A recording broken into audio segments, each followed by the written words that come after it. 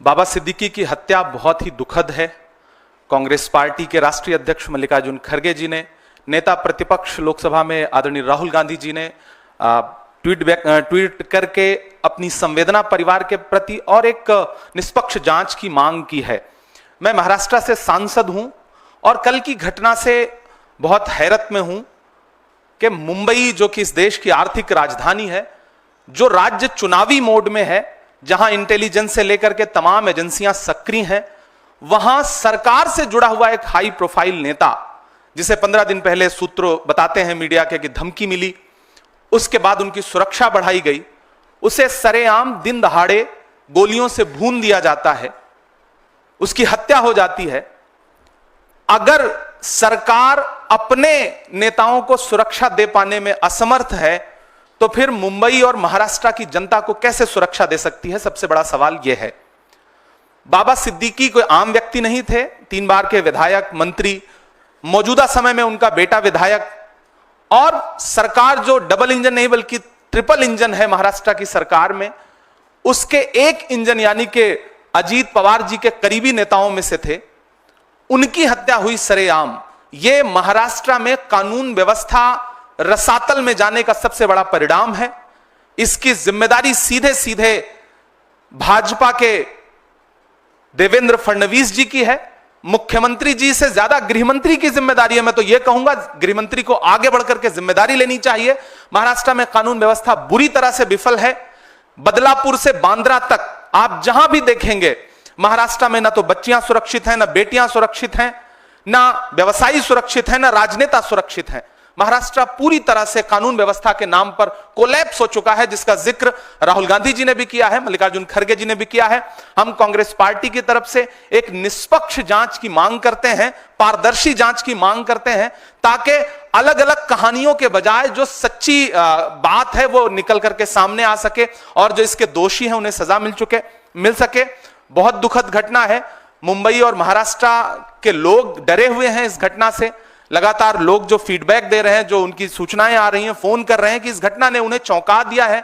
और पुलिस पूरी तरह से, जिस दिन सड़क पर हो, दशहरे का दिन है, त्योहार का दिन है, जिस दिन सुरक्षा व्यवस्था बहुत ज्यादा सड़कों पर होती है, पुलिस के हाथ में पूरी तरह से सुरक्षा व्यवस्था होती है, सजग होती है पुलिस, उस दिन इस तरह की घटना होना, हत्यारे रेकी करते हैं, रेकी करने के बाद हत्या करते हैं, खुलेआम चैलेंज करके हत्या करते हैं। यह सरकार के इकबाल पर गोली चलाई गई है, कानून व्यवस्था के इकबाल पर गोली चलाई गई है और अंततोगत्वा हत्या हो गई। पुलिस रोक पाने में नाकाम रही। तो मुझे लगता है कि महाराष्ट्र के गृहमंत्री को जिम्मेदारी लेनी चाहिए, उन्हें इस्तीफा देना चाहिए। महाराष्ट्र की जनता यह कह रही है और कांग्रेस पार्टी की तरफ से हम यह डिमांड करते हैं कि एक निष्पक्ष कमेटी बनाइए, जांच, जल्द से जल्द जांच रिपोर्ट महाराष्ट्र के सामने, देश के सामने आए, ताकि महाराष्ट्र के लोगों का डर खत्म हो सके।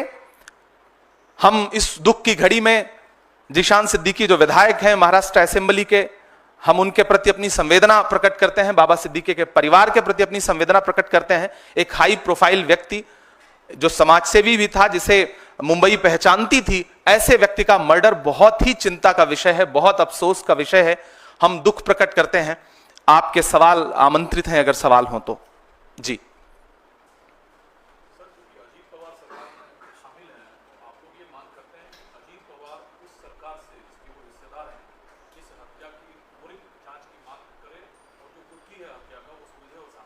नहीं, सिर्फ अजीत पवार जी को तो मांग करनी ही चाहिए, वो उनकी पार्टी के एक इंपॉर्टेंट नेता थे, लेकिन देश का हर विपक्षी दल मांग कर रहा है कि डबल इंजन, ट्रिपल इंजन की सरकार कर क्या रही है। सबसे पहला तो हम अजीत पवार जी पे से प्रश्न न पूछ के हम देवेंद्र फडणवीस जी से सवाल पूछे ना, हम शिंदे जी से सवाल पूछे ना कि उनकी पुलिस क्या कर रही है, उनका प्रशासन क्या कर रहा है। हम सवाल को घुमाते क्यों हैं? हमें तो सीधे सीधे महाराष्ट्र की सरकार से, वहां के गृहमंत्री से सवाल पूछना है कि कैसे हत्या हुई, बाकायदा चैलेंज करके हत्या हुई। तो ये तो सीधे सीधे आपकी जिम्मेदारी, आगे बढ़िए, जवाबदेही लीजिए। अजीत पवार जी सवाल पूछे ही पूछे, हम सारे लोग सवाल पूछ रहे हैं, मीडिया भी सवाल पूछे कि अगर जंगल राज ये नहीं है तो फिर जंगल राज किसे कहते हैं?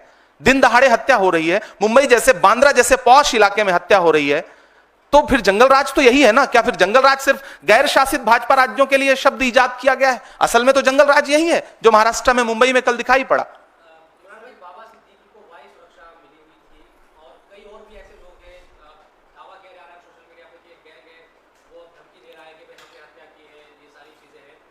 उन लोगों की सुरक्षा को लेकर भी आप कुछ कहेंगे कि भाई सुरक्षा के बावजूद भी बाबा सिद्दीकी को मार दिया गया इस तरह से खुलेआम, और भी लोगों को धमकी इस तरह से दी जा रही है? नहीं, सबसे पहले तो मुंबई के आम जनता, मुंबई कर जो है, उनकी सुरक्षा की चिंता है इस घटना के बाद, कि जब इतना हाई प्रोफाइल नेता चैलेंज करके मार दिया जाता है तो आम आदमी का वहां पे क्या हश्र होगा, आम मुंबई कर क्या सोच रहा होगा, उसकी सुरक्षा कैसे करेगी महाराष्ट्र की सरकार। पुणे गैंगरेप हो, बदलापुर की घटना हो, या फिर थाने के अंदर घुस करके गोलीबारी करना हो, या फिर लाइव फेसबुक पर गोली मारना हो, महाराष्ट्र में ये घटनाएं हुई है पिछले कुछ महीने में। तो आम जो जनता है, मुंबई कर है, जो महाराष्ट्र के आम लोग हैं, उनकी सुरक्षा सबसे बड़ा चिंता का विषय है।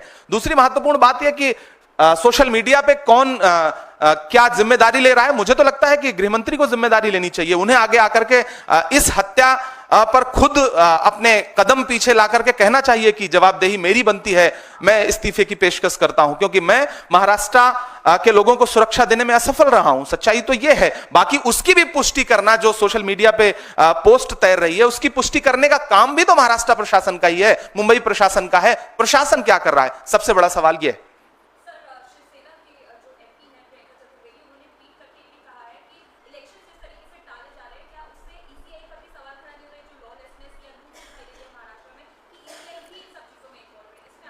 देखिए, मुख्य चुनाव आयुक्त महोदय मुंबई का दौरा करते हैं, महाराष्ट्र का दौरा करते हैं।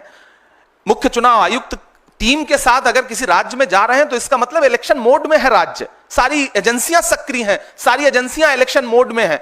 ऐसे में जब सारी एजेंसियां सक्रिय हैं, उसके बाद इतनी बड़ी घटना हो रही है, तो यह तो बहुत बड़ा सवालिया निशान है, न सिर्फ राज्य के प्रशासन पर बल्कि केंद्र के प्रशासन पर भी बहुत बड़ा सवालिया निशान है। तो मुझे लगता है कि प्रियंका जी ने जिस संदर्भ में यह बात कही है, महाराष्ट्र के, झारखंड के इलेक्शन जिस तरह टाले गए, तो मुझे तो सरकार से, महाराष्ट्र की सरकार से पूछना है, भाजपा सरकार से पूछना है कि क्या आप इस तरह से चुनाव का आगाज कर रहे हैं, खूनी आगाज कर रहे हैं महाराष्ट्र में, जो कल्चर नहीं है, जहां राजनीति में बड़ी शुचिता और बड़ी सादगी है, वहां आप इस तरह से एक चुनावी आगाज कर रहे हैं।